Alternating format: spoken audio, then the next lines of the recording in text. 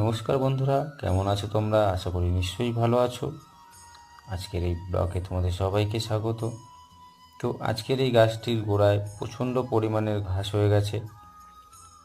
তো গাছটি খুব একটা যত্ন নিতে হয় না। আমার কাছে প্রায় 4 বছর ধরে গাছটি আছে। আরও একটা আছে গাছ আমার কাছে এই একই ধরনের। তো গোড়াগুলোর ঘাসগুলোকে আমি পরিষ্কার করে নেব। তোমরা যারা যারা আমাকে সাপোর্ট করেছো তাদের অসংখ্য ধন্যবাদ। আর যারা যারা আমার ভিডিও দেখছো তাদেরও খুব অসংখ্য ধন্যবাদ। আমাকে প্লিজ সাপোর্ট করো, আমি যেন আরও নেক্সট টাইম ভিডিও বানাতে ইচ্ছুক হই। তো ঘাসগুলোকে পরিষ্কার করে নিই।